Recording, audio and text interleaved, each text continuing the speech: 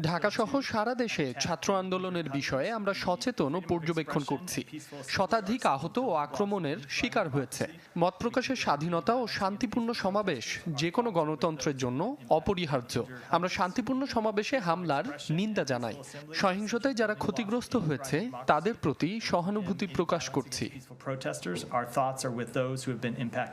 শতাধিক শিক্ষার্থী আহতের দাবি করে প্রতিবেদন প্রকাশ করেছে কাতার ভিত্তিক সংবাদ মাধ্যম আল জাজিরা। হামলার জন্য ক্ষমতাসীন দলের ছাত্র সংগঠনকে দায়ী করেন তারা। ভারতীয় সংবাদ মাধ্যম টাইমস অফ ইন্ডিয়া এবং এনডিটিভির প্রতিবেদনেও উঠে এসেছে একই তথ্য। বার্তা সংস্থা রয়টার্স গুরুত্ব দিয়ে প্রকাশ করেছে বাংলাদেশে কোটা সংস্কার আন্দোলনের খবর। একে প্রধানমন্ত্রী শেখ হাসিনার চতুর্থ মেয়াদে ক্ষমতা নেয়ার পর প্রথম ও সবচেয়ে বড় বিক্ষোভের তকমা দিয়েছে সংবাদ মাধ্যমটি।